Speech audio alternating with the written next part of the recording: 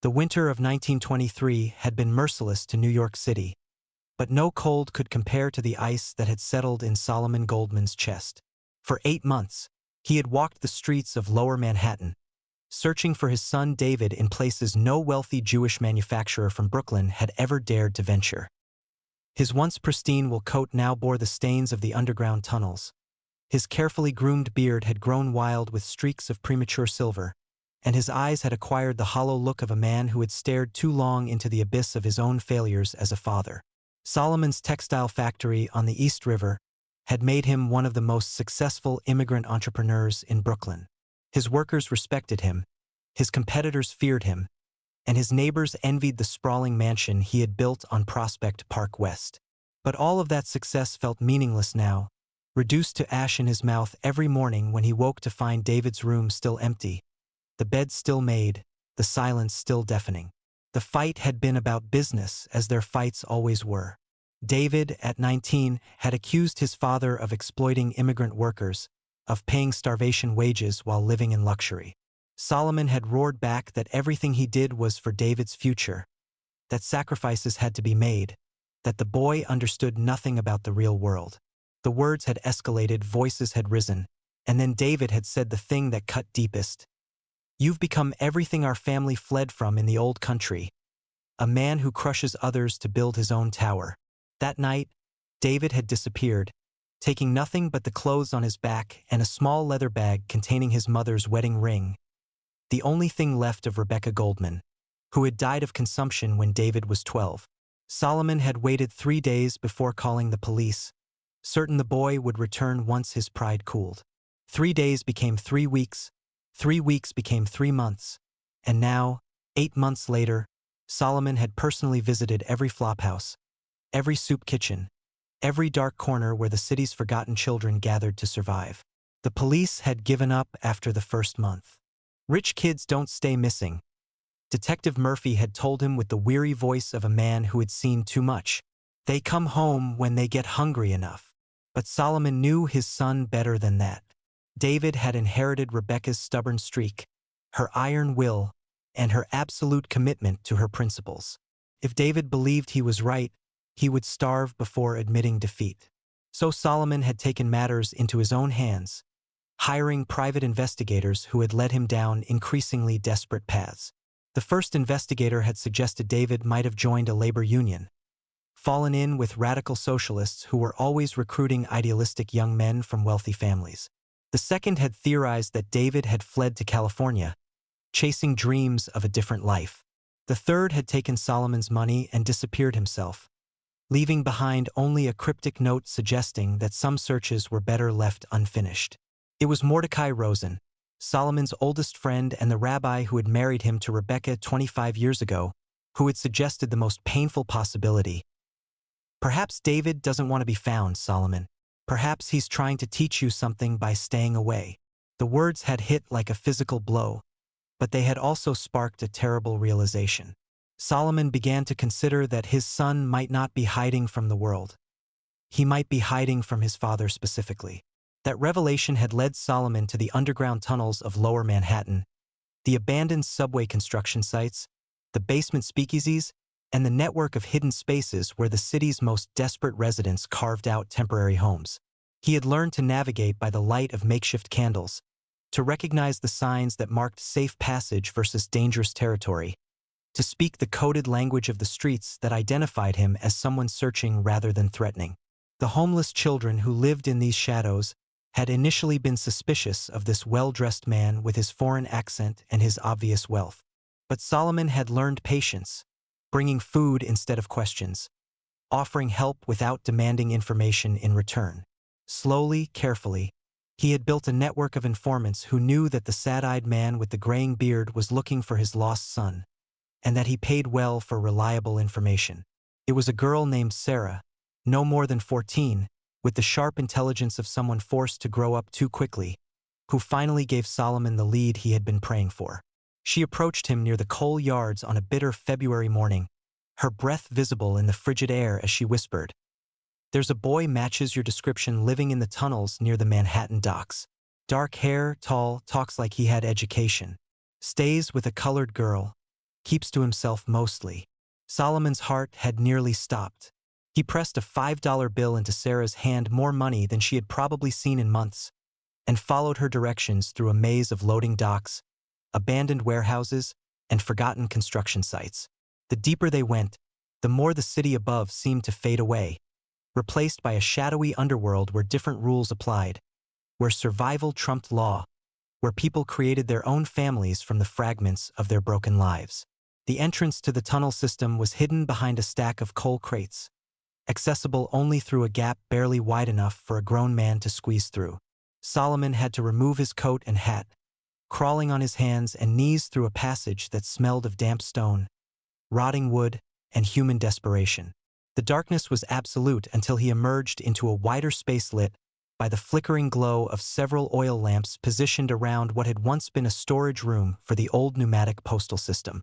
And there, in the corner of that cold, damp space, Solomon Goldman found his son. David was thinner than Solomon remembered, his face gaunt with hunger, his clothes patched and repatched until they bore little resemblance to the fine garments he had worn 8 months ago. But his eyes were still the same, Rebecca's eyes, dark and intelligent and filled with a determination that could move mountains or break hearts. He was sitting beside a makeshift bed created from old newspapers and discarded fabric, holding the hand of a girl who couldn't have been more than 16. The girl was African American, with delicate features and enormous brown eyes that seemed to hold all the sorrow in the world. She was cradling something in her free arm, a small, sickly puppy that wheezed with each breath. When Solomon appeared in the lamplight, she instinctively pulled closer to David, her body language screaming that she expected violence, expected to be hurt, expected to be separated from the only protection she had found in this hostile world. David! Solomon's voice came out as barely a whisper, thick with 8 months of grief and relief and desperate love. His son looked up, and for a moment, Solomon saw something flicker across David's face. Surprise, relief, maybe even joy. But it was quickly replaced by the stubborn defiance that Solomon knew so well. David stood slowly, positioning himself between Solomon and the girl, his message clear. Whatever happened next, he would not abandon her. "Papa?"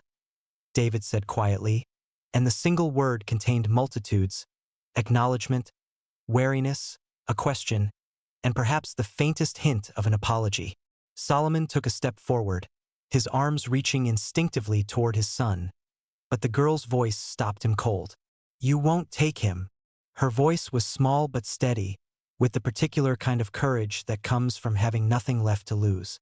"He's my only protection. You won't take him from me." Solomon stared at this child, because that's what she was, just a child, probably the same age David had been when Rebecca died, and felt something shift inside his chest. This girl was willing to stand against a full-grown man, against someone who obviously had wealth and power, to protect his son. What did that say about David? What did it say about the man his son had become in these 8 months of exile? "What's your name, child?" Solomon asked gently, making no move to come closer. "Clara," she whispered, her grip tightening on the sick puppy. "Clara Washington. And David, he saved me. When the men came looking for Mama's debts, when they said they'd make me pay what she couldn't, David found me hiding in the train yards. He brought me here. He kept me safe." Solomon felt his heart crack open. His son, his bookish, idealistic son who had never thrown a punch in his life, had somehow become this girl's protector, had chosen to live in squalor and danger rather than abandon someone who needed him. "I'm not going anywhere without her, Papa." David's voice was stronger now, filled with the same moral certainty that had driven him from home 8 months ago. She's family now. If you want me to come home, she comes too." The words hit Solomon like a physical blow. Family. This strange, frightened girl with her dying puppy was family to his son, in a way that transcended blood, transcended race, transcended every social boundary that Solomon's generation had been taught to respect. David had found something in these tunnels that he hadn't found in the mansion on Prospect Park West. A sense of purpose, a reason to sacrifice, someone who needed him more than his own comfort. Solomon looked around the makeshift shelter, taking in the careful way David and Clara had organized their meager possessions. The small altar Clara had created in one corner with candles and a faded photograph of a woman who must have been her mother. The way they sat close together for warmth and comfort and protection. They had built a life here, these two lost children. It wasn't much of a life by most standards, but it was theirs, and they had chosen it together. "The puppy is sick," Solomon observed quietly. Clara's eyes filled with tears. "He's dying, I think, but I can't let him go. He's all I have left of before whatever tragedy had driven her into these tunnels, before whatever violence had killed her mother and left her alone in the world." Solomon reached into his pocket and pulled out his wallet, extracting several bills. "There's a veterinarian on Delancey Street," he said, holding out the money. "Dr. Kowalski. He's helped animals before. Tell him Solomon Goldman sent you."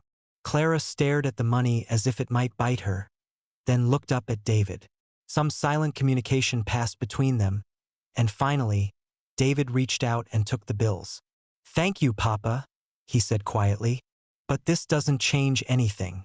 Clara and we stay together." Solomon nodded slowly. "I understand, son. I think I'm beginning to understand a lot of things." But before anyone could say more, the sound of footsteps echoed from the tunnel entrance, followed by rough voices speaking in Italian. Clara went white, the puppy slipping from her suddenly nerveless fingers. "They found us," she whispered. "Oh God, they found us." The voices were getting closer, and Solomon could hear the metallic click of weapons being prepared. Whatever debts Clara's mother had left behind, whatever danger had driven these children into hiding, it had finally caught up with them. David grabbed Clara's hand, pulling her toward a different tunnel entrance, but they could already hear footsteps coming from that direction too. They were surrounded. "This way," Solomon said urgently, remembering the route he had taken to find them. "Through the coal storage area. I know another way out." As they began to move, Solomon caught sight of his son's face in the lamplight. David wasn't afraid.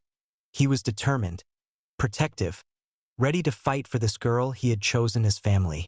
In that moment, Solomon realized that he was no longer looking at his lost boy. He was looking at a man who had found his purpose in the most unlikely place, who had chosen love over comfort, sacrifice over safety. The storm that was about to break over their heads would test them all. But Solomon Goldman finally understood what his son had been trying to tell him 8 months ago. Sometimes the most important battles weren't fought for profit or position. They were fought for the people who had nowhere else to turn, no one else to depend on, no other hope in the world. The footsteps were getting closer, and gunshots had begun to echo through the tunnels. But for the first time in 8 months, Solomon Goldman was running toward something instead of away from it.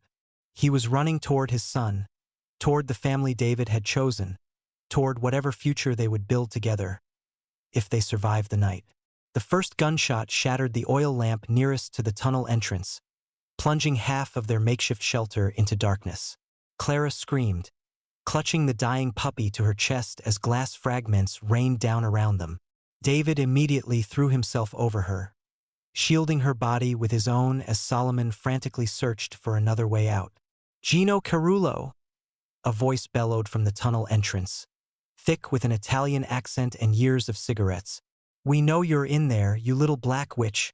Your mama thought she could steal from us and die before paying? Well, debts passed down to children in our family." Solomon's blood ran cold. He had heard that name whispered in the darker corners of the garment district. Gino Carullo, nephew of the infamous Carullo crime family that controlled much of Lower Manhattan's illegal gambling, loan sharking, and protection rackets. If Clara's mother had borrowed money from them, if she had died owing the Carullos, then Clara was living under a death sentence that would follow her until she paid with her life or someone else's. "There's another tunnel," David whispered urgently, pointing toward what looked like a solid wall, but was actually a cleverly concealed opening. "Clara and I found it last week. It connects to the old pneumatic postal system. We can get to the East River through the maintenance passages." But as they began to move toward the hidden entrance, more voices echoed from that direction. Gino had brought enough men to cover all the exits. They were trapped. Listen to me, you little rats. Gino's voice was getting closer. Make this easy on yourselves. Give us the girl and maybe the rest of you walk away. Keep hiding and we burn you out. Your choice. Solomon looked at his son, saw the fierce protectiveness in David's eyes, and made a decision that would have seemed impossible 8 months ago. He began removing his expensive leather shoes, his silk vest, anything that would slow him down or make noise. If they were going to run for their lives through the bowels of Manhattan, he would do it properly. The maintenance passage, he whispered. How far does it go? All the way to the old Water Street pumping station, Clara answered, her voice steady despite her terror. But it's narrow, and there's water at the bottom. And rats. Lots of rats. Better than bullets, Solomon replied grimly. He had never imagined he would be grateful for his childhood in the tenements of Hester Street, where he had learned to navigate tight spaces and ignore rodents, but survival had a way of making the past useful. They moved as quietly as possible toward the concealed entrance, but the sick puppy chose that moment to let out a weak whimper. The sound was barely audible, but in the tense silence of the tunnels, it might as well have been a shout. There! Gino's voice roared. I heard something. Marco, take 3 men and circle around. Sal, you're with me. We go in hard and fast. David pushed Clara through the hidden opening first, then helped Solomon squeeze through the gap. As the older man struggled with the tight fit, his expensive coat catching on rough stone, David looked back at the shelter they were abandoning. 8 months of his life, the place where he had learned what it meant to care for someone other than himself, the first real home he had built with his own hands and heart. David, come on! Clara's voice echoed from the passage ahead. He turned and followed, just as the first of Gino's men burst into their former hiding place, flashlights cutting through the darkness like angry swords. The maintenance passage was everything Clara had warned them about and worse. The ceiling was so low that Solomon had to crawl on his hands and knees, his expensive wool pants soaking through immediately in the ankle-deep water that covered the floor. The walls pressed in from both sides, barely wide enough for one person at a time, and the air was thick with the smell of decay, standing water, and things better left unidentified. But they moved, driven by the sound of pursuit behind them and the knowledge that stopping meant death. Clara led the way, moving with the confidence of someone who had mapped every inch of this underground maze. David stayed close behind her, constantly looking back to make sure his father was keeping up. Solomon brought up the rear, his lungs burning from the effort but his determination absolute. Behind them, they could hear Gino's men discovering the hidden entrance, followed by cursing in Italian and English as the larger men struggled to fit through the opening.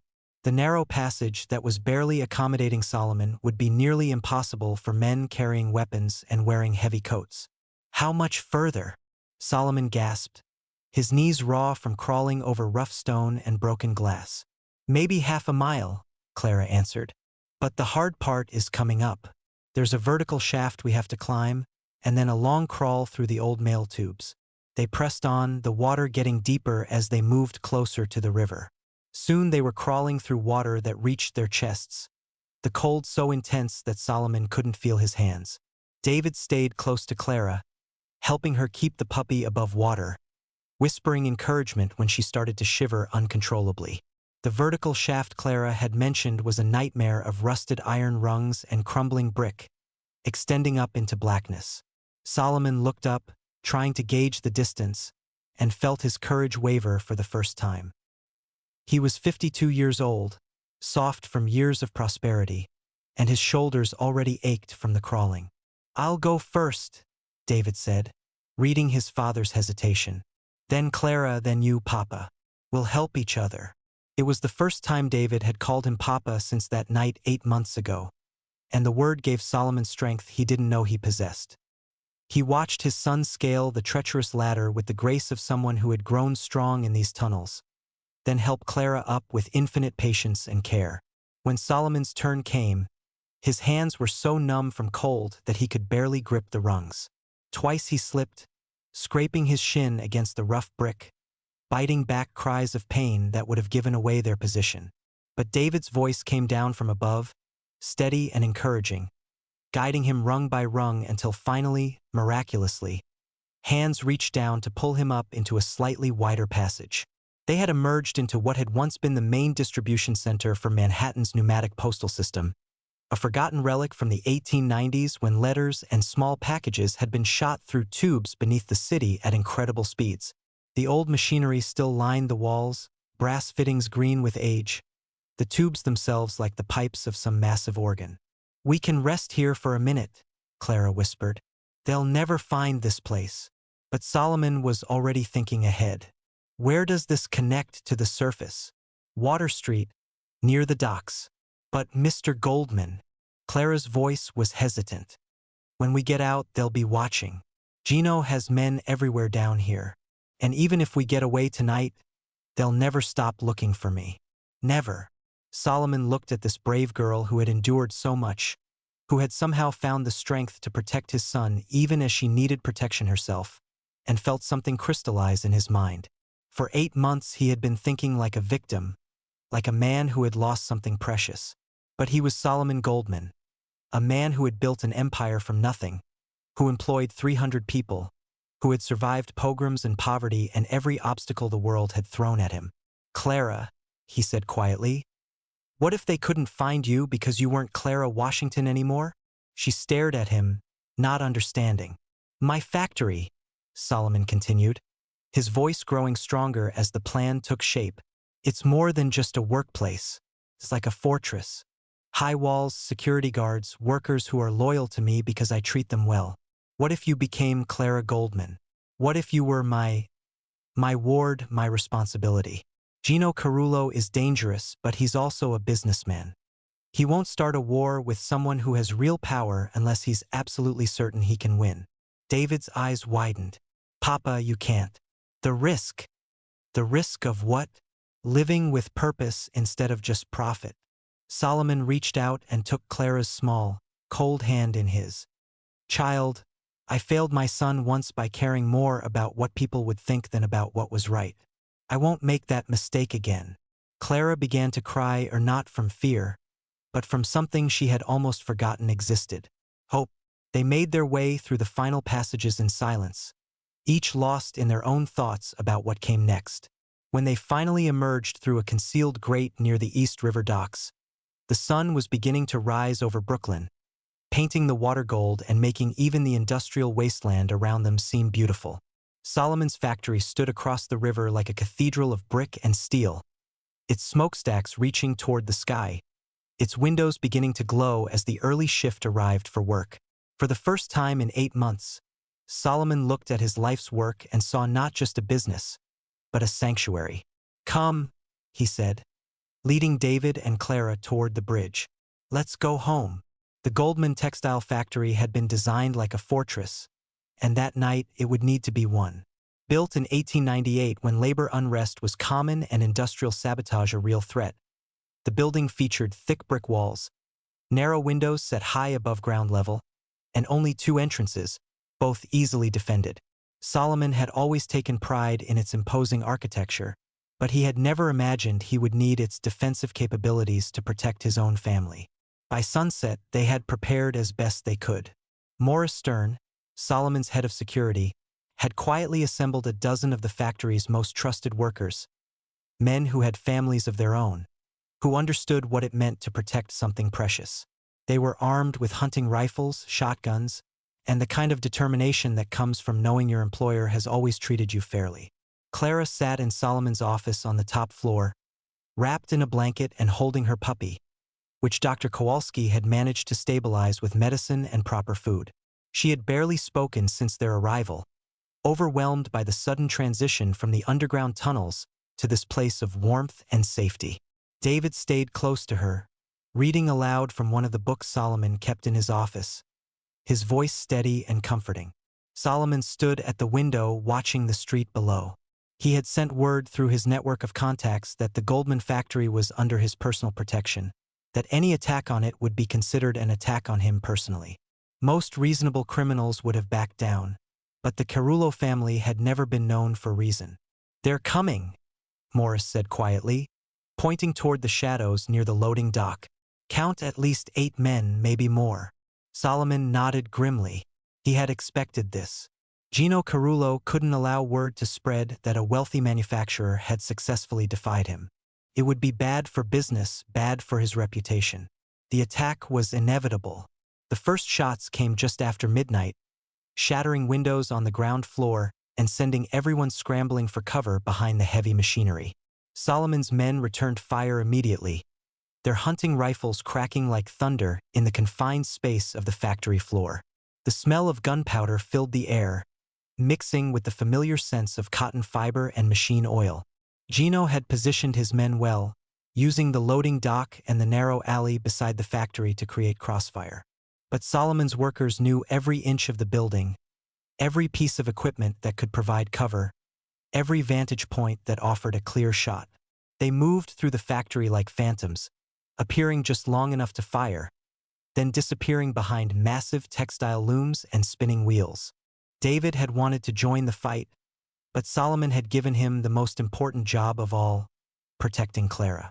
They stayed in the office, away from the windows, while the battle raged below. Clara held her puppy and tried not to flinch every time a bullet struck the building. David held her hand and told her stories about his mother, about the life they would build together once this nightmare was over.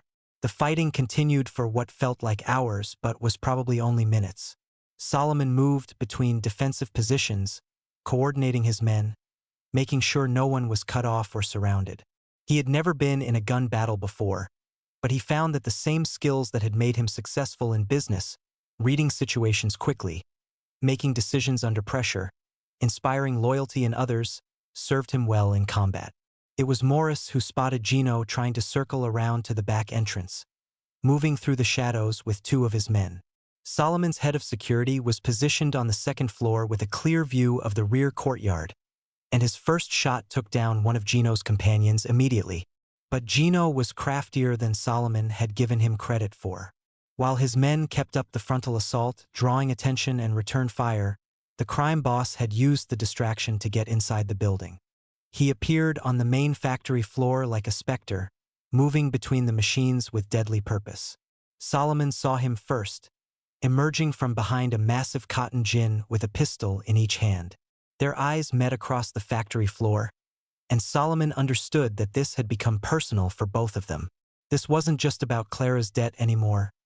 It was about respect, about power, about who would control their small corner of Manhattan. They fired simultaneously. Solomon's shot went wide, chipping brick near Gino's head. Gino's bullet caught Solomon in the shoulder, spinning him around and sending him crashing into a stack of cotton bales. The pain was immediate and overwhelming, but Solomon forced himself to stay conscious, to keep moving, because he knew that stopping meant death. Above them, Clara heard the shots and knew instinctively that something had gone wrong. Despite David's protests, she grabbed the small revolver that Morris had left in the office for emergencies. She had never fired a gun in her life, but she had watched her mother clean and load the pistol she kept hidden under their bed. Back when they still had a bed. Back when they still had a home. David tried to stop her as she headed for the stairs, but Clara was surprisingly strong for her size, driven by a fierce determination to protect the people who had risked everything for her. She made it to the factory floor just as Gino was advancing on the wounded Solomon, his pistol raised for the killing shot. "Hey!" Clara shouted, her young voice cutting through the noise of battle. Gino turned, surprised to see a teenage girl holding a gun almost too big for her hands. He smiled, a cold expression that held no humor. Well, the little debt collector comes to me after all." He began to turn his pistol toward her, but Clara was already pulling the trigger. The recoil knocked her backward. The noise was deafening, and for a moment she thought she had missed entirely. Then Gino staggered, looked down at the spreading red stain on his white shirt, and fell forward onto the factory floor. The silence that followed was almost as shocking as the gunfire had been. Gino's remaining men, seeing their leader down, began to retreat toward the exits. Solomon's workers let them go. The message had been sent. The point had been made. The Goldman factory was not to be trifled with. David reached Clara first, wrapping his arms around her as she began to shake with the realization of what she had done.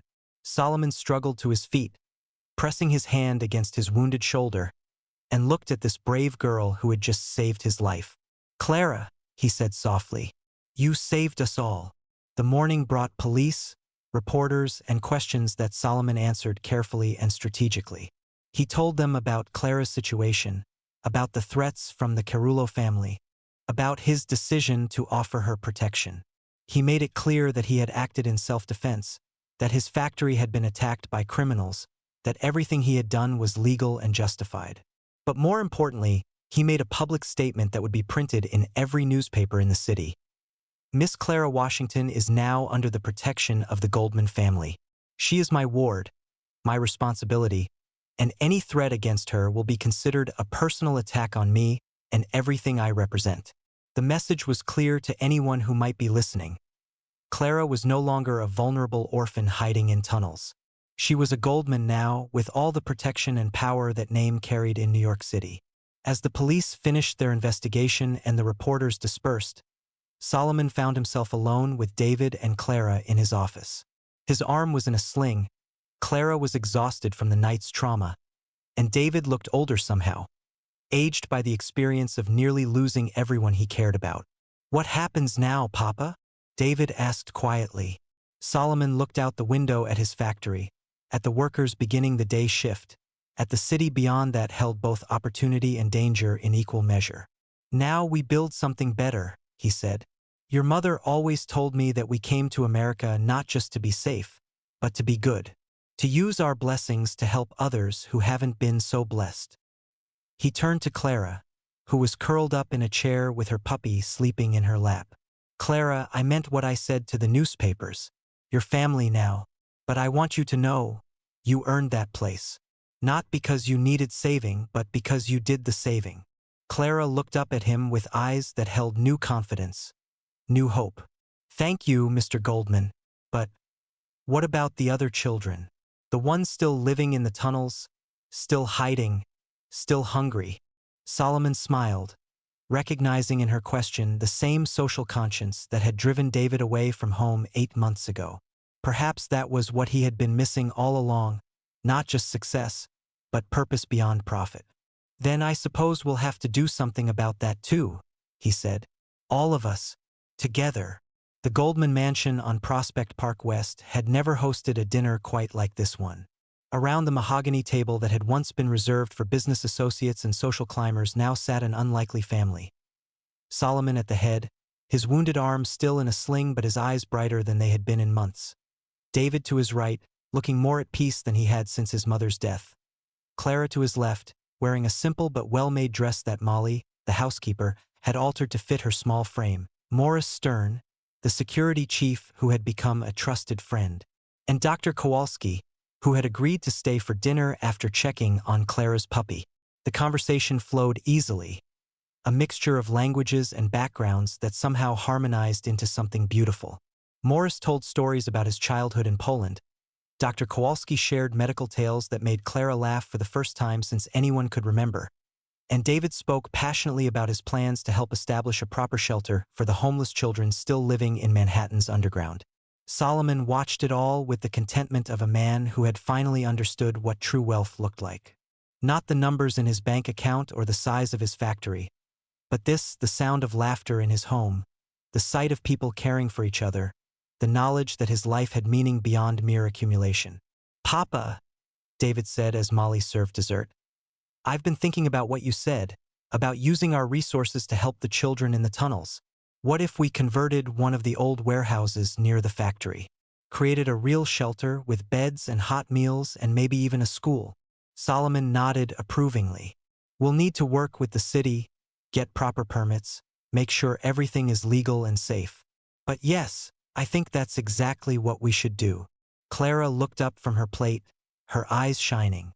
"Could we really do that? Really help them?"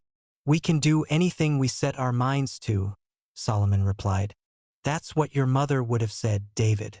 That's what she did say when we first came to this country with nothing but hope and determination." The warmth of the moment was interrupted by a soft knock at the dining room door. Molly entered, looking apologetic but concerned. "Mr. Goldman, there's a gentleman here to see you. Says it's about the newspaper article about what happened at the factory. He's very insistent." Solomon frowned. It was nearly 9 o'clock, far too late for a social call. "Did he give his name?" "Detective Murphy, sir. He says he has some information you need to hear." Solomon knew Murphy. He had been one of the police officers who had given up searching for David after the first month. A decent man, but tired, worn down by years of dealing with the city's endless supply of violence and corruption. "Show him in, Molly. But stay close."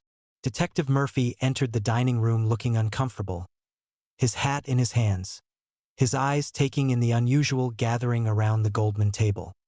He was a large man with graying hair and the kind of face that had seen too much of the world's cruelty.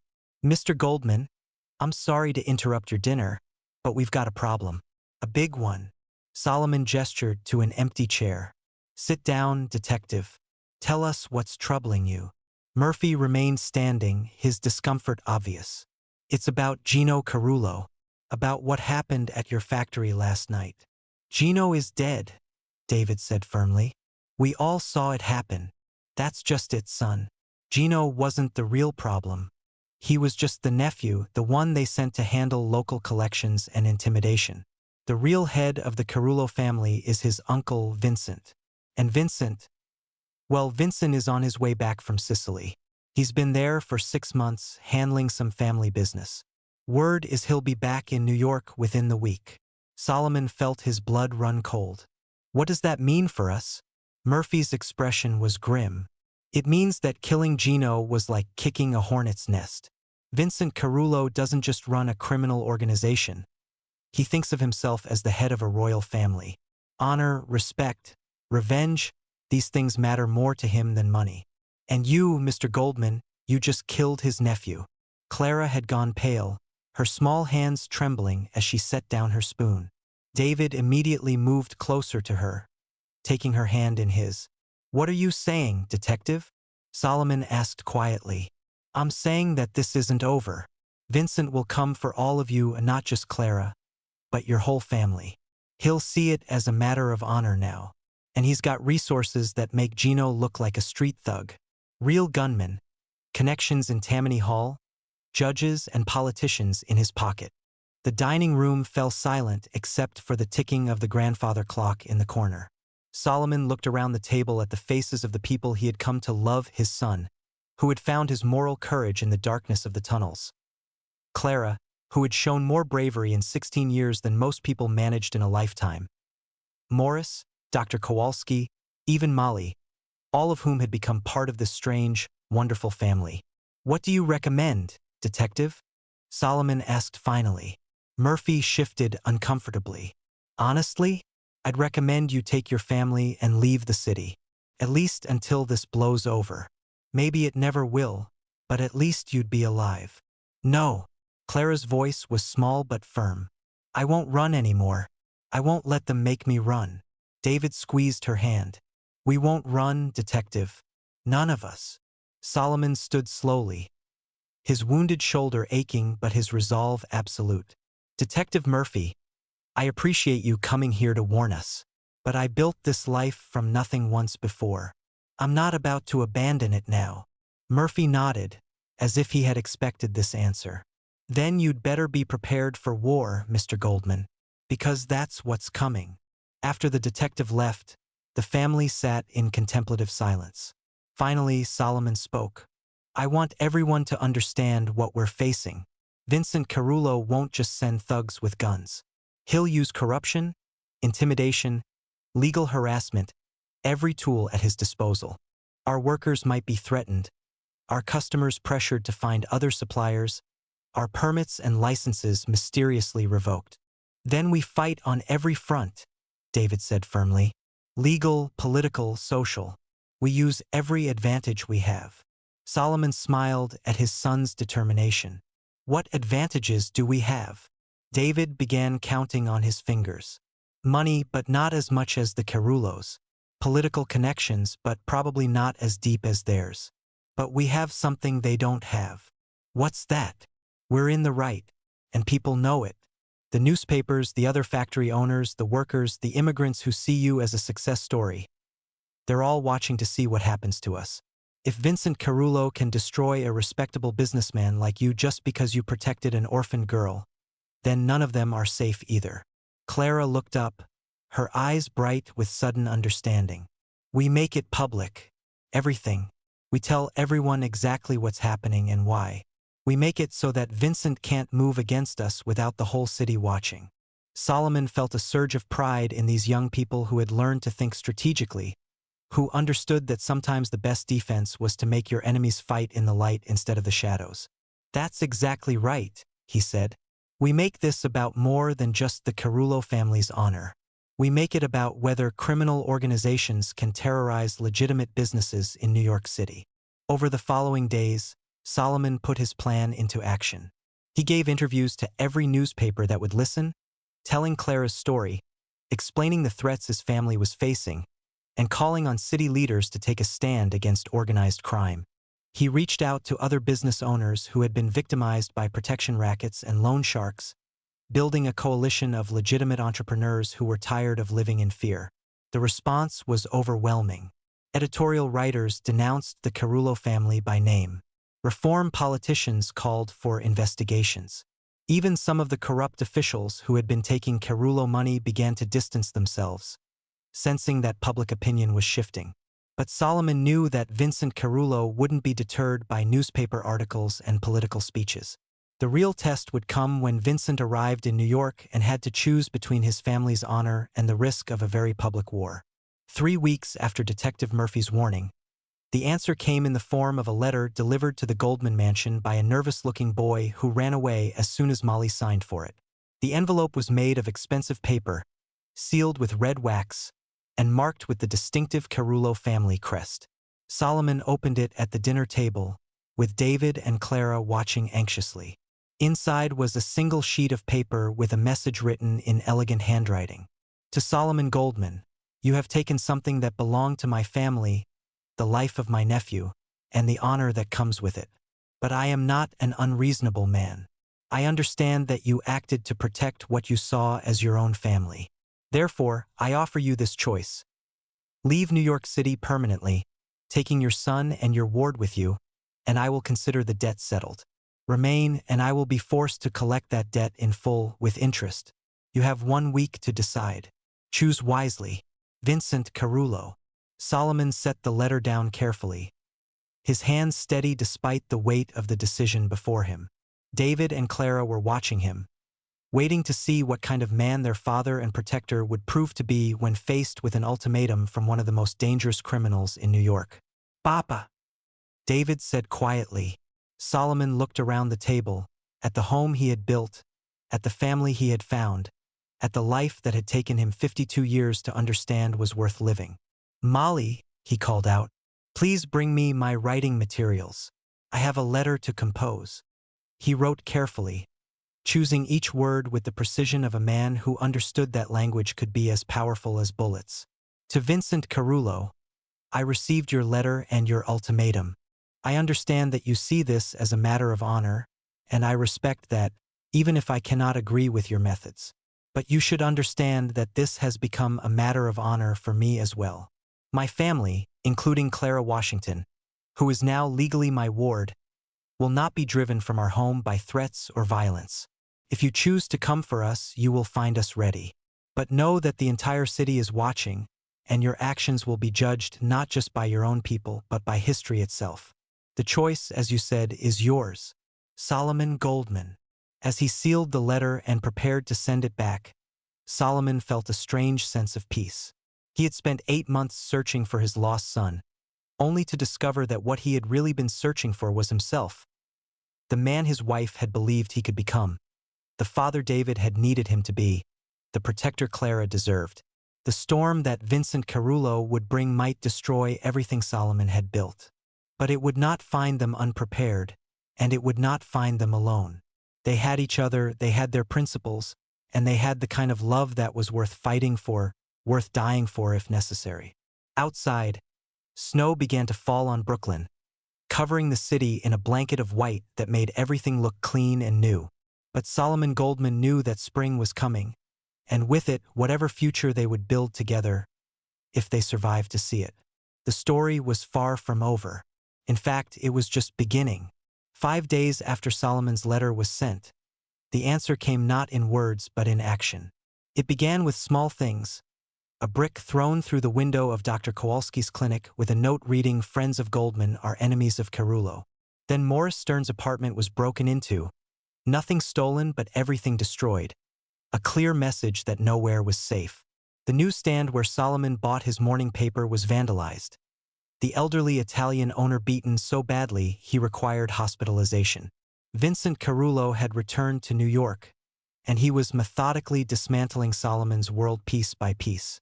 But Vincent was more sophisticated than his nephew Gino had been. Where Gino relied on brute force and intimidation, Vincent understood the intricate web of corruption, favors, and fear that truly controlled the city. Within a week of his return, Solomon's textile factory found itself subject to surprise inspections from the fire department, the health department, and the building commission. Each inspection found violations that had never existed before, fines that threatened to bankrupt even a successful business. "They're bleeding us dry," Morris reported during an emergency meeting in Solomon's office. "The permits we need for the children's shelter have been mysteriously lost. 3 of our biggest customers have canceled their orders, claiming they've found better prices elsewhere. And the bank." He hesitated, clearly reluctant to deliver more bad news. "What about the bank, Morris? They're calling in your loans. All of them. They want full payment within 30 days, or they'll foreclose on the factory." Solomon sat back in his chair, feeling the weight of Vincent Carullo's systematic destruction of everything he had built. This wasn't just revenge. It was a masterclass in how to destroy a man without firing a single shot. David, who had been pacing by the window, suddenly stopped. "Papa, what if we're thinking about this wrong? What if Vincent's sophistication is actually his weakness?" Solomon looked at his son with interest. "What do you mean?" Gino was a thug. When he wanted something, he came with guns and threats. People were afraid of him, but they also hated him. Vincent is different. He works through the system, through legitimate channels. He's making himself look respectable. Clara, who had been sitting quietly in the corner with her fully recovered puppy, looked up with sudden understanding. "But that means he has to care about his reputation, about how things look." David nodded excitedly. "Exactly. What if we forced him to show his true face? What if we made it impossible for him to destroy us quietly?" Solomon felt a smile tugging at his lips. His son had inherited more than just Rebecca's moral compass. He had also inherited her strategic mind. "What are you proposing?" "A public challenge. We invite Vincent to a meeting somewhere very public, very visible. We make it clear that we're not hiding, not running, not afraid. And we do it in a way that makes him look weak if he refuses." Over the next 2 days, Solomon put his son's plan into motion. He took out a full-page advertisement in the New York Times, addressed directly to Vincent Carullo. "Mr. Carullo, you have made your position clear through your actions against my family and business. I believe in settling disputes like civilized men, through honest conversation rather than intimidation and corruption. Therefore, I invite you to meet with me this Sunday at 2 p.m. in Washington Square Park, in front of the Arch, where the citizens of New York can witness our discussion. If you are truly the man of honor you claim to be, you will accept this invitation. If you do not, the people of this city will draw their own conclusions about your character. Respectfully, Solomon Goldman." The advertisement caused a sensation. Every newspaper in the city picked up the story. Editorial writers debated whether Solomon was brave or foolish. Bookmakers began taking bets on whether Vincent would actually show up, and if he did, whether Solomon would survive the encounter. But Solomon had calculated correctly. Vincent Carullo's entire reputation was built on the idea that he was a man of honor, a leader who commanded respect rather than just fear. To ignore a public challenge would make him look weak, cowardly, unworthy of the power he wielded. On Sunday morning, Washington Square Park filled with more people than it had seen since the great labor demonstrations of 1909. Reporters from every major newspaper were present. along with photographers, city officials, prominent businessmen, and hundreds of ordinary New Yorkers who had come to witness what many were calling the confrontation of the century. Solomon arrived precisely at 2 p.m., dressed in his finest suit, walking with the dignity of a man who had nothing to hide. David and Clara flanked him, both of them nervous but determined to stand by their father's side. Morris and a half-dozen of Solomon's most loyal workers formed a protective semicircle behind them, their presence a statement that Solomon Goldman did not stand alone. Vincent Carullo arrived 10 minutes later, and Solomon had to admit that the man knew how to make an entrance. He came in a black Cadillac, accompanied by 6 men in expensive suits who moved with the fluid grace of professional killers. Vincent himself was smaller than Solomon had expected, perhaps 50 years old, with silver hair and the kind of handsome, aristocratic features that made him look more like a senator than a crime boss. The crowd fell silent as the 2 men approached each other. Solomon could feel hundreds of eyes watching, could see the reporters scribbling frantically in their notebooks, could sense that this moment would be remembered long after both men were dead. "Mr. Goldman," Vincent said when they were close enough to speak without shouting. His voice was cultured, with only the faintest trace of an Italian accent. "You requested this meeting. I am here. Thank you for coming, Mr. Carullo. I wanted to speak with you about your nephew, about my ward Clara, and about the future of our 2 families." Vincent glanced at Clara, his expression unreadable. "My nephew is dead, killed by that child while attacking your property. These are facts that cannot be changed." "They are facts," Solomon agreed, "but they are not the whole truth. Your nephew came to kill a 16-year-old girl because her dead mother owed your family money. He came with guns in the middle of the night to murder a child. Is this the honor your family represents?" A murmur ran through the crowd.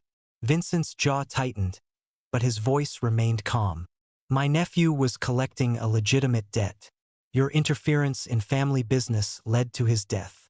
"Your family business," Solomon replied, his voice carrying clearly across the park, "is terrorizing children, corrupting city officials, and destroying honest businesses through extortion and violence. Is this what you want your legacy to be, Mr. Carullo? Is this what you want the people of New York to remember about the Carullo name?" Vincent took a step closer, and Solomon could see the rage burning behind his controlled facade. "You think your newspaper advertisements and public speeches protect you, Goldman? You think these people," he gestured dismissively at the crowd, "will remember your name in a year? In 5 years? I think," Solomon said quietly, "that they will remember a man who stood up to a bully, and they will remember what happened to him." For a long moment, the 2 men stared at each other. Then Vincent smiled, a cold expression that never reached his eyes. "Very well, Mr. Goldman. You want to make this public, we make this public. But understand, this is not over. This will never be over. Not until honor is satisfied." "Then let honor be satisfied now," Solomon replied. "Your nephew is dead. Clara is under my protection. Call the debt settled, Mr. Carullo. Walk away, and let us both build something better than this cycle of violence and revenge." Vincent's smile widened. "You still don't understand, do you? This was never about money, never about debts. This is about respect. About showing the world that the Carullo family cannot be defied without consequences." He turned to address the crowd directly, his voice carrying the authority of a man accustomed to command. "People of New York, you see before you 2 different ways of living. Mr. Goldman believes in newspaper articles and public meetings, in laws and police and the protection of society. I believe in family, in honor, in the understanding that some debts can only be paid in blood." The crowd stirred uneasily, sensing that they were witnessing something more dangerous than a simple business dispute. "Choose carefully which world you want to live in," Vincent continued, "because this is not just about one old Jew and one colored girl. This is about whether men like me, men who built this city while your politicians made speeches, will continue to have a place in it." Solomon felt the moment slipping away from him. Vincent was masterfully turning this from a confrontation about crime and corruption into something larger, more primal. A clash between old-world honor and new-world law, between tradition and progress. But before Solomon could respond, Clara stepped forward. The crowd fell completely silent as the small, dark-skinned girl walked toward Vincent Carullo, showing no fear despite facing one of the most dangerous men in New York. When she was close enough to touch him, she stopped and looked up at his face. "Mr. Carullo," she said, her young voice carrying clearly in the afternoon air. "I want to tell you about your nephew." Vincent frowned, clearly not expecting this. "What about him?" "The night he came for me, the night he died, he said something. He said his family would never stop hunting me, never let me rest, never allow me to be safe. But he also said something else." Clara paused, and Solomon could see that she was choosing her words carefully, understanding that what she said next might determine all their fates. "He said he was tired, tired of being afraid all the time, tired of hurting people, tired of living in a world where honor meant causing pain. He said he wished he could be something different, something better." Vincent's expression had changed, the cold mask slipping slightly. "You're lying." "I'm not," Clara replied simply. "In his last moments, your nephew wasn't thinking about honor or respect or family debts. He was thinking about what kind of man he wanted to be. And I think he wanted to be the kind of man who protected people instead of hurting them." The silence that followed was profound. Solomon could see emotions warring in Vincent's face. Grief, rage, doubt, and something that might have been hope. Finally, Vincent spoke, his voice much quieter than before. "What are you saying, child?" Clara looked back at Solomon and David, drawing strength from their presence, then turned to face Vincent again. "I'm saying that maybe this doesn't have to be about honor anymore. Maybe this can be about something better. About building instead of destroying. About protecting instead of punishing." She paused, then added with the simple wisdom of someone who had survived more than most adults. "Your nephew is dead, Mr. Carullo, but the world he died in doesn't have to stay the same." Vincent Carullo stood in the center of Washington Square Park, surrounded by hundreds of witnesses, facing a 16-year-old girl who had just offered him something he hadn't expected, a chance at redemption. The afternoon sun cast long shadows across the square, and Solomon could feel the weight of history pressing down on this moment. For 30 seconds that felt like 30 minutes, Vincent said nothing. His men shifted nervously behind him, clearly uncertain about how to react to this unprecedented situation. The crowd held its collective breath, sensing that whatever happened next would echo far beyond this single afternoon. When Vincent finally spoke, his voice was so quiet that only those closest to him could hear. "You speak of my nephew as if you knew him, but you only met him once, on the night he died." Clara nodded. "That's true, but sometimes you can see someone's heart most clearly when they're facing death. Your nephew wasn't evil, Mr. Carullo. He was just trapped. Trapped by expectations, by family obligations, by a world that told him honor meant violence." Solomon watched Vincent's face carefully, seeing the internal struggle playing out in the older man's expressions. This was not how Vincent had planned for this confrontation to go. He had come prepared for threats and counter-threats, for a show of strength that would cement his reputation and intimidate his enemies. Instead, he was facing a philosophical challenge from a teenage girl who seemed to see straight through to his soul. "My nephew," Vincent said slowly, "was raised to understand that family comes first, that loyalty means everything, that debts must be paid. And those are good things," Clara replied. "But what if we expanded the definition of family? What if loyalty meant protecting the innocent instead of punishing the desperate? What if debts could be paid with kindness instead of blood?" David stepped forward, standing beside Clara in a gesture of solidarity. "Mr. Carullo, my father spent 8 months searching for me in the tunnels beneath this city. He found me living with Clara, protecting her, caring for her. She had become my family, not through blood, but through choice, through love." Solomon felt his throat tighten as his son continued. "When my father found us, he could have demanded that I choose between my old life and my new one. Instead, he chose to expand his definition of family. Clara became his daughter not because she was born to him, but because she proved herself worthy of love and protection. Vincent looked from David to Clara to Solomon, his expression thoughtful. You're asking me to forget that my nephew is dead, to ignore the insult to my family's honor. No, Solomon said firmly. We're asking you to remember why honor matters in the first place. Honor should protect the innocent, Mr. Carullo. It should build communities, not destroy them.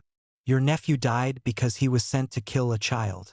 Is that the kind of honor you want to pass down to the next generation?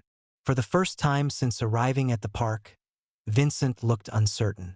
The reporters in the crowd were scribbling frantically, sensing that they were witnessing something unprecedented.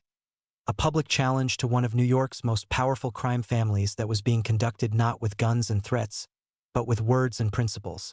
You don't understand, Vincent said, but his voice lacked its earlier conviction. In my world, weakness is death. If I let this go, if I show mercy, every two-bit hood in the city will think they can challenge the Carullo family. Then maybe, Clara said quietly, it's time to change your world. The simple statement hung in the air like a challenge. Solomon could see that Vincent was genuinely considering it, weighing the costs of perpetual warfare against the possibility of something different. But before Vincent could respond, one of his men stepped forward. A younger man with the lean build and quick eyes of a professional killer. Uncle Vincent, the man said urgently. This has gone far enough. We came here to send a message, not to listen to speeches from children. Vincent turned to look at the younger man, and Solomon could see the family resemblance immediately. This was another nephew, probably the one being groomed to take over the family business. Anthony, Vincent said quietly, this is not your decision to make, isn't it? Anthony replied, his voice rising. Gino is dead because of these people. Our reputation is at stake. Every moment we stand here talking instead of acting, we look weaker. Solomon felt the tension in the crowd ratchet up several notches. This was the moment he had been dreading, when Vincent's younger, more violent followers would pressure him to abandon any thoughts of peace in favor of traditional revenge.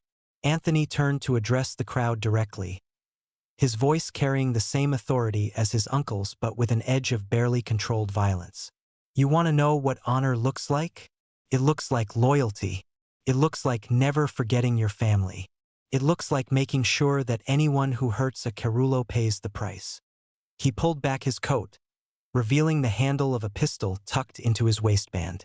Several women in the crowd screamed, and people began backing away, creating a wider circle around the confrontation. Anthony, no. Vincent's voice cracked like a whip, but his nephew ignored him. This ends now, Anthony declared, his hand moving toward his weapon.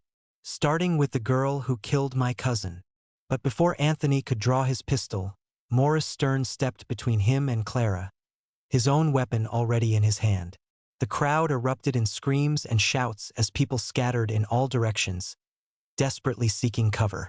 Nobody moves, Morris shouted, his voice cutting through the chaos. Everybody stays calm. Solomon's heart was pounding as he watched his carefully planned public confrontation spiral into exactly the kind of violence he had been trying to avoid. But then, incredibly, Vincent Carullo stepped between his nephew and Morris. Put the gun away, Anthony, Vincent said firmly. Uncle Vincent, they're making us look weak. No, Vincent replied, his voice carrying absolute authority. You're making us look weak. A man who draws a gun on a child in front of witnesses isn't strong. He's desperate. Anthony stared at his uncle in shock. You're going to let them get away with killing Gino? Vincent looked around the park, taking in the hundreds of faces watching this drama unfold. The reporters documenting every word. The police officers who were beginning to arrive at the edges of the crowd. Gino is dead, Vincent said quietly. But the question isn't whether we can add more bodies to the pile. The question is whether we're strong enough to build something better. He turned to face Solomon, Clara, and David again. When he spoke, his words carried the weight of a man making a decision that would reshape his entire world. Miss Washington, he said formally, I accept your apology for my nephew's death. Clara blinked in surprise. I never apologized, Mr. Carullo. Vincent smiled, and for the first time the expression seemed genuine. No, you didn't. But you offered me something more valuable than an apology. You offered me a chance to be the kind of man my nephew might have become if he had lived in a different world. He turned to Anthony, who was still staring at him in disbelief. Put the gun away, nephew. We're done here. Uncle Vincent. We're done, Vincent repeated, his voice allowing no argument. Anthony reluctantly let his coat fall back over his weapon. But his expression promised that this conversation was far from over. Vincent turned back to Solomon. Mr. Goldman, I want to propose something that neither of us expected when we came here today. Solomon waited, his heart still racing from the near violence. You spoke of building something better, Vincent continued, of expanding the definition of family, of honor that protects instead of punishes. What if we tried it? What exactly are you suggesting? Vincent gestured toward Clara. This young lady has shown more courage today than most men show in a lifetime. She faced down armed killers to protect your son. She stood in front of me, knowing I could have her killed with a word, and challenged me to be better than I am. He paused, choosing his words carefully. In my world, such courage deserves recognition, protection, respect. Solomon felt his breath catch. Are you saying? I'm saying that, as of today, Clara Washington is under the protection of the Carullo family as well as the Goldman family. Anyone who threatens her threatens us both. The crowd erupted in amazed murmurs. This was unprecedented. A crime family forming an alliance with a legitimate businessman to protect an African-American orphan. It defied every social convention, every expectation about how the world was supposed to work. But Vincent wasn't finished. Furthermore, I want to make a public commitment. The Carullo family will no longer engage in the collection of debts through violence or intimidation. We will find other ways to handle our business, legal ways. Anthony took a step forward, his face red with anger. Uncle, you can't be serious. You're destroying everything our family built. No, Vincent replied calmly. I'm building something new, something that might actually be worth passing down to the next generation. Solomon looked at this man who had arrived at the park as his mortal enemy and was now proposing an alliance that would change both their lives forever. It was risky, perhaps insane, but it was also exactly the kind of bold gesture that might actually break the cycle of violence that had consumed too many families for too many years. Mr. Carullo, Solomon said formally, I accept your proposal, but I want to add something to it. What? Solomon gestured toward the shelter David had been planning. We were going to convert a warehouse into a shelter for homeless children. What if we did it together? Your family and mine, working side by side to protect the most vulnerable people in this city. Vincent considered this for a moment, then nodded slowly. I think my nephew Gino would have liked that. The idea of protecting children instead of collecting debts from their parents. He extended his hand to Solomon. Partners, Mr. Goldman? Solomon took the offered hand, feeling the calluses of a man who had worked his way up from nothing, just as Solomon had. Partners, Mr. Carullo. As the two men shook hands in the center of Washington Square Park, surrounded by hundreds of witnesses and documented by dozens of reporters, Solomon realized that they were creating something entirely new. A model for how former enemies could become allies, how honor could be redefined, how love could triumph over hate. But he also knew that not everyone would approve of this new alliance. Anthony Carullo's expression promised future conflict, and there would certainly be other members of both families who would resist this dramatic change. The storm that had brought them together was far from over. If anything, it was about to become more complicated than any of them could imagine. 3 months after the confrontation in Washington Square Park, the Goldman Carullo Children's Shelter opened its doors in a converted warehouse on the Lower East Side. The building had been transformed through the combined resources of both families. Solomon's money and business connections, Vincent's labor crews and protection, and the passion of David and Clara, who had thrown themselves into the project with the fervor of true believers. The shelter could house 50 children with proper beds, hot meals, medical care, and most importantly, education. Dr. Kowalski had agreed to serve as the facility's medical director, while Clara had surprised everyone by revealing a natural talent for teaching. She worked with the younger children, helping them learn to read and write, while David focused on the older ones, teaching them trades that might help them build legitimate lives. Solomon walked through the shelter on a crisp October morning, marveling at how much had changed in such a short time. In the main classroom, Clara was reading to a group of 7-year-olds, her voice animated as she brought the story to life. The children, a mix of races and ethnicities that would have been unthinkable in most New York institutions, listened with rapt attention, their faces bright with the kind of hope that comes from having a safe place to sleep and enough food to eat. But Solomon's contentment was tempered by the knowledge that not everyone approved of the new alliance. The newspapers had been divided in their coverage, some praising the unprecedented cooperation between former enemies, others warning about the dangers of legitimizing organized crime. More troubling were the reports Morris brought him of grumbling within both the Goldman and Carullo organizations. "Some of your workers are nervous," Morris reported during their weekly security briefing. "They wonder if associating with the Carullos will bring trouble down on the factory. And from what Vincent tells me, he's got similar problems with his people." Solomon nodded grimly. He had expected resistance, but he had hoped that the obvious success of the shelter would help win over the skeptics. The resistance came to a head on a Thursday evening in November.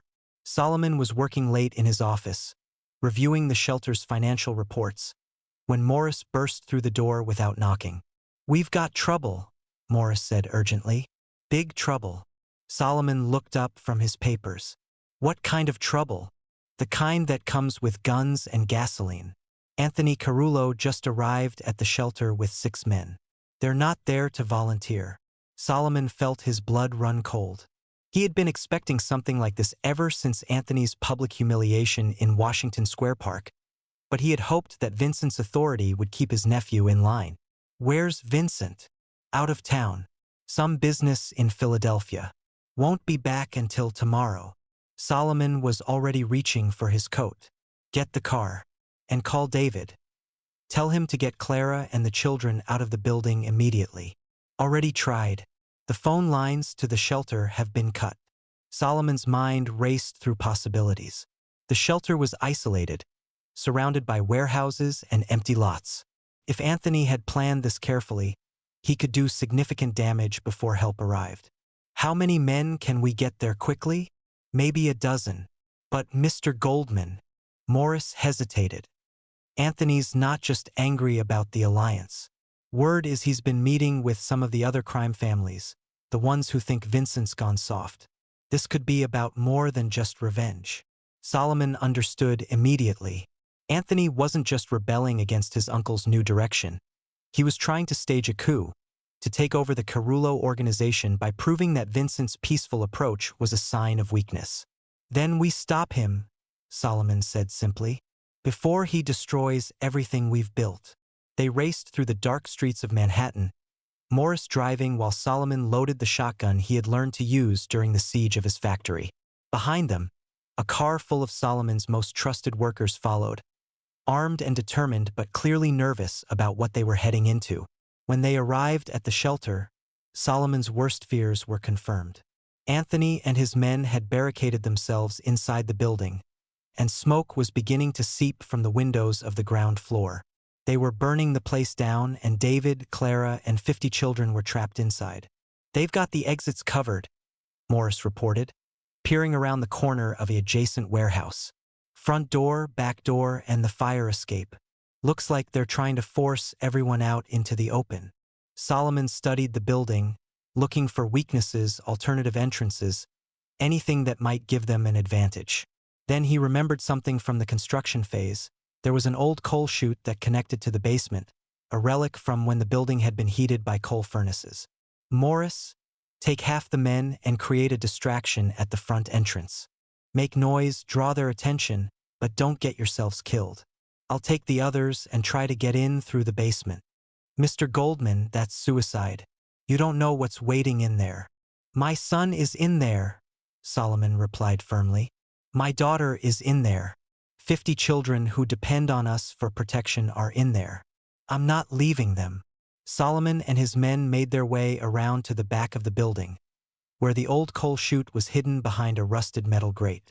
The opening was narrow, barely wide enough for a grown man, and it led into complete darkness. But it was their only chance. Solomon went first, squeezing through the opening and dropping into the building's basement. The smell of smoke was stronger here, and he could hear voices shouting from the floors above. His men followed one by one, until all 6 of them were gathered in the dark basement, listening to the sounds of chaos overhead. They made their way up the stairs carefully, Solomon leading with his shotgun ready. On the ground floor, they could see the source of the smoke. Anthony's men had set fire to several piles of papers and furniture, creating a choking haze that would force the children to evacuate into the waiting guns of their attackers. But the children weren't evacuating. Instead, Solomon could hear David's voice from the 2nd floor, calm and authoritative, organizing the older boys into a firefighting brigade. Clara's voice joined his, reassuring the younger children, keeping them calm in the face of mortal danger. Solomon felt a surge of pride in these young people who had learned to face crisis with courage rather than panic. But pride wouldn't save them from Anthony's guns. "Mr. Goldman." The voice came from the main stairway. One of Anthony's men had spotted them. "Anthony, the old man's here." Gunfire erupted immediately, forcing Solomon and his men to take cover behind overturned desks and filing cabinets. But the distraction had the desired effect. Anthony's attention was now divided between the children upstairs and the armed men on the ground floor. "Papa," David's voice called from above. "We're okay, but we can't get the children out. They're covering all the exits. Stay where you are," Solomon shouted back. "Help is coming." But even as he said it, Solomon wasn't sure if help would arrive in time. The building was filling with smoke, and Anthony's men had them pinned down. Worse, he could hear sirens in the distance. The fire department was coming, but so were the police. If this turned into a prolonged gun battle, innocent children would die. That's when Clara appeared at the top of the stairs, holding something in her hands. "Mr. Carullo," she called out, her young voice cutting through the smoke and gunfire. "Anthony Carullo, I want to talk to you." "Clara, get back." David's voice was frantic. But Clara ignored him, walking slowly down the stairs with her hands raised. In one hand, she held what appeared to be a photograph. Anthony emerged from behind a barricade of overturned tables. His gun trained on Clara, but his expression puzzled. "What the hell do you think you're doing, girl?" Clara continued down the stairs until she was close enough for Anthony to see what she was holding. "This is a picture of your cousin Gino. I found it in his wallet the night he died." Anthony's expression changed, confusion replacing anger. "So what? Look at it," Clara said simply. "Really look at it." She held up the photograph, and Solomon could see that it showed a younger Gino with a woman and 2 small children, all of them smiling at the camera. "He had a family," Clara continued, "a wife and children. He wasn't just a debt collector or an enforcer. He was a father, a husband, someone who loved and was loved." Anthony's gun wavered slightly. "That doesn't change anything. He's still dead because of you." "You're right," Clara replied. "He is dead because of me. And not a day goes by that I don't think about his children, wondering if they miss their father, wondering if they hate me for taking him away from them." Solomon watched in amazement as this 16-year-old girl, surrounded by armed men and choking smoke, somehow found the courage to continue. "But I also think about the 50 children upstairs who finally have a safe place to sleep and enough food to eat and someone who cares whether they live or die. And I wonder, what would Gino's children want? Would they want their father's death to mean more children dying? Or would they want it to mean something better?" Anthony stared at the photograph, and Solomon could see the internal struggle playing out on his face. The smoke was getting thicker, the sirens were getting louder, and time was running out. "Anthony," Clara said quietly, "your Uncle Vincent is trying to build something beautiful, something that honors your family's strength while protecting people who can't protect themselves. Don't destroy that. Don't make your cousin's death meaningless." For a long moment, the building was silent except for the crackling of flames and the distant wail of sirens. Then Anthony slowly lowered his gun. "Put out the fires," he ordered his men. "All of them. Now." As Anthony's men scrambled to extinguish the flames they had set, Solomon realized that Clara had just accomplished something extraordinary. She had taken a moment of violence and transformed it into an opportunity for redemption, showing Anthony and everyone else in that building that honor could mean protection instead of destruction, that strength could be measured by what you built rather than what you tore down. The shelter was saved, but Solomon knew that the real victory was larger than any single building. They had proven that people could change, that enemies could become allies, that love could triumph over hate, even in the darkest circumstances. As the smoke cleared and the children began to come downstairs, chattering excitedly about their adventure, Solomon looked at Clara and David and felt the deep satisfaction of a man who had finally understood what his life was supposed to be about. 6 months after the fire at the shelter, Solomon Goldman stood before the New York City Council, preparing to give testimony that would change the course of his life and the lives of countless others. The hearing was the result of a citywide investigation into organized crime, corruption, and the unprecedented alliance between the Goldman and Carullo families. The council chamber was packed with reporters, city officials, business leaders, and ordinary citizens who had come to witness what many were calling the trial of the century. Solomon had been subpoenaed to testify about his partnership with Vincent Carullo, about the shelter, and about whether it was possible for legitimate businesses to coexist with reformed criminal organizations. Mr. Goldman, the council chairman began, you've asked this city to believe that a known crime family can simply abandon decades of illegal activity and become productive members of society. Some people consider you naive. Others think you're complicit in organized crime. What do you say to these accusations? Solomon stood slowly, his hands steady despite the magnitude of the moment. In the gallery behind him, he could see David and Clara, Vincent Carullo, Dr. Kowalski, Morris, and dozens of others whose lives had been touched by their unlikely alliance. Chairman Morrison, members of the council, Solomon began, 6 months ago, I would have agreed with the skeptics. I would have said that criminals don't change, that violence only begets more violence, that the safest course is to keep clear boundaries between the legitimate world and the criminal underworld. He paused, letting his gaze sweep across the packed chamber. But then I met a 16-year-old girl named Clara Washington, who showed me that courage isn't about the absence of fear. It's about doing what's right despite your fear. I watched my son David choose to live in poverty and danger rather than abandon someone who needed his protection. And I witnessed Vincent Carullo, a man with every reason to seek revenge, choose mercy instead of violence when given the chance. Solomon reached into his jacket pocket and pulled out a thick folder. These are the records from the Goldman Carullo Children's Shelter over the past 6 months. 53 children have found safe housing. 41 have learned to read and write. 27 have been placed in permanent homes with loving families. 12 have secured apprenticeships that will teach them legitimate trades. He set the folder on the table in front of the council members. But more importantly, not a single one, of these children has been arrested, has joined a gang, has turned to crime to survive. Instead, they've learned that there are people in this world who will protect them, who will care for them, who will help them build better lives.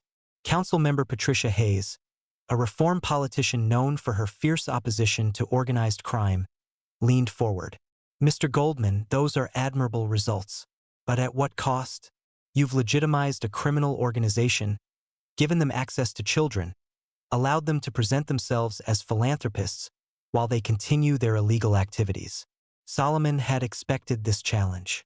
Councilwoman Hayes, with respect, Vincent Carullo has not engaged in any illegal activities since our alliance began.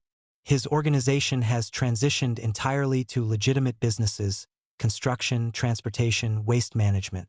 They've cooperated fully with police investigations, paid all their taxes, and operated within the law. And you believe this reformation is genuine? Before Solomon could answer, Vincent Carullo stood up in the gallery. May I address the council, Chairman Morrison? There was a murmur of surprise throughout the chamber. Vincent's decision to attend the hearing had been controversial, with many expecting him to avoid the public scrutiny. Mr. Carullo, the chairman said carefully, you are not scheduled to testify today. I understand that, sir. but I believe the council deserves to hear directly from me about the changes in my organization. After a brief consultation with his colleagues, Chairman Morrison nodded. You may speak, Mr. Carullo, but understand that anything you say here is part of the public record and may be used in future legal proceedings. Vincent made his way to the witness table, moving with the same quiet dignity Solomon had observed during their first meeting in Washington Square Park. When he spoke, his voice carried clearly throughout the chamber. Members of the council, my name is Vincent Carullo, and for 23 years, I was the head of a criminal organization. I ordered people beaten, businesses destroyed, debts collected through violence and intimidation. I justified these actions by calling them family obligations, matters of honor, the price of survival in a hostile world. The chamber was completely silent now, everyone straining to hear every word. But 9 months ago, I met a man named Solomon Goldman and a young girl named Clara Washington, and they challenged me to consider whether the world I had built was worth preserving. They asked me whether I wanted to be remembered as someone who caused pain or someone who prevented it. Vincent paused, his eyes finding Clara in the gallery. That young girl had every reason to hate me. My nephew had tried to kill her, my family had terrorized her, my organization had destroyed her life. But instead of seeking revenge, she offered me redemption. She showed me that true strength comes not from inspiring fear, but from earning respect. He turned back to face the council members. I stand before you today to make a public commitment. The Carullo organization will never again engage in violence, intimidation, or any illegal activity. We will continue to operate legitimate businesses, to support the shelter, and to prove that even the most hardened criminals can choose a different path. Councilwoman Hayes was not convinced. Mr. Carullo, you're asking us to take the word of a man who has spent decades lying, cheating, and killing. Why should we believe you now? Vincent reached into his pocket and pulled out a folded document. Because I'm prepared to put my life where my words are, Councilwoman. He handed the document to Chairman Morrison, who unfolded it and read quickly, his eyebrows rising in surprise. This appears to be a confession, the chairman said slowly. A detailed confession to numerous crimes spanning 2 decades. It is, Vincent confirmed, complete with dates, locations, witnesses, and evidence.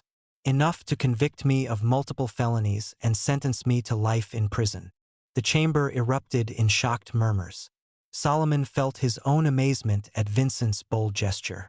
I'm placing this confession in the hands of the city council, Vincent continued, with the understanding that it will be turned over to the district attorney if my organization ever returns to criminal activity.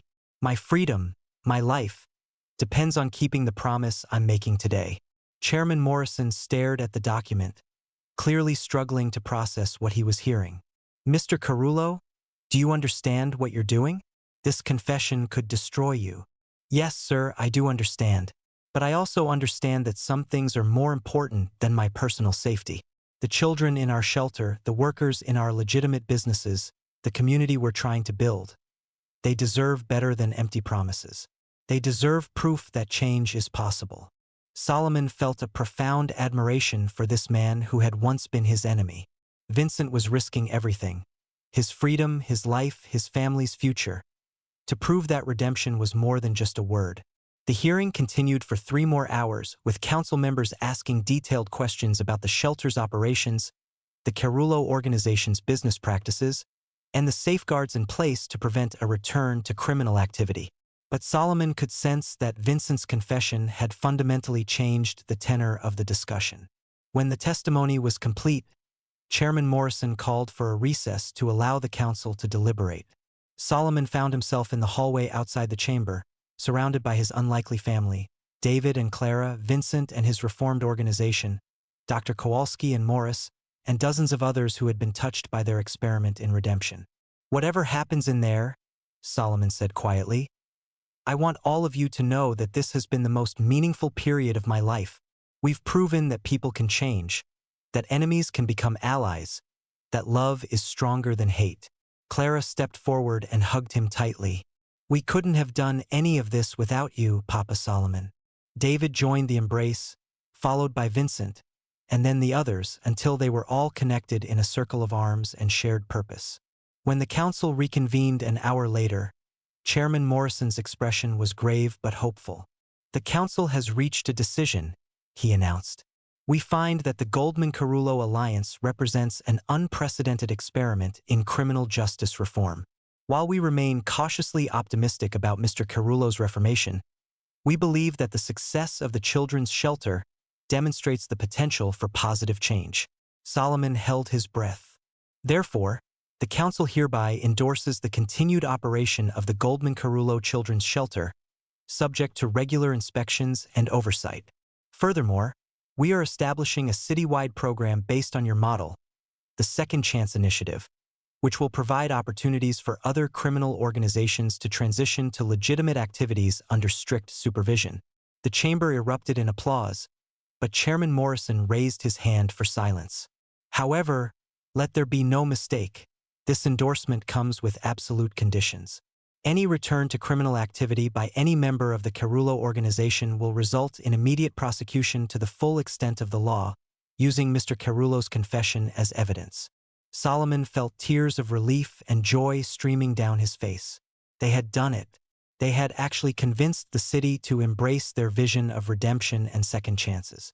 But as they left the council chamber that day, surrounded by reporters and well-wishers, Solomon knew that their real work was just beginning. Changing laws and policies was one thing. Changing hearts and minds was another.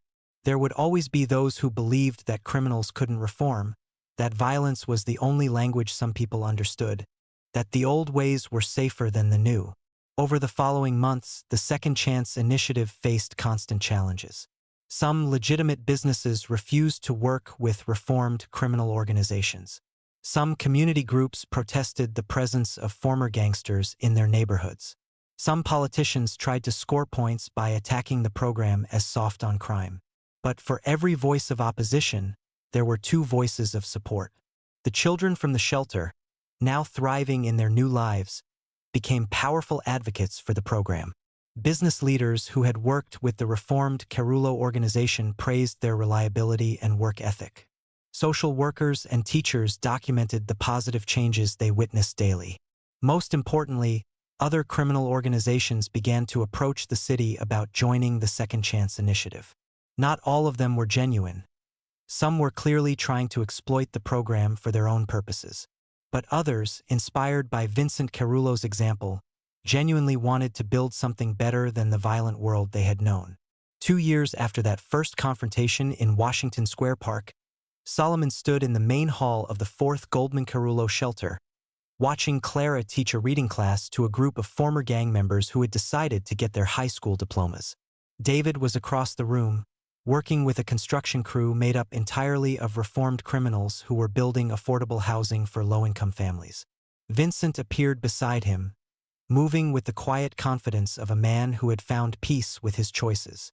"Any regrets?" Solomon asked. Vincent smiled, watching one of his former enforcers patiently help a 7-year-old sound out a difficult word. "Only that it took me so long to understand what real power looks like," he replied. "For 23 years, I thought strength meant making people afraid of me. Now I know that real strength means making people grateful they met you." Solomon nodded, understanding completely. They had all learned that the greatest victories weren't won through violence or intimidation, but through the simple act of choosing love over hate, hope over fear, building over destroying. As the sun set over Manhattan, casting golden light through the shelter's windows, Solomon Goldman looked around at the family he had built. Not through blood or marriage, but through choice, through shared values, through the decision to see the best in each other even when the world saw only the worst. The storm that had brought them together had passed, but it had left behind something beautiful. A new way of living, a new definition of honor, a new understanding that redemption was always possible for those brave enough to reach for it.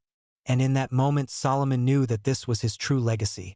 Not the textile factory or the mansion or the money, but the lives they had changed, the hope they had kindled, the proof they had offered that even the most broken people could be made whole again. The story was far from over. There would be new challenges, new enemies, new storms to weather. But they would face them together, as a family, as partners in the ongoing work of building a better world. And that, Solomon realized, was more than enough.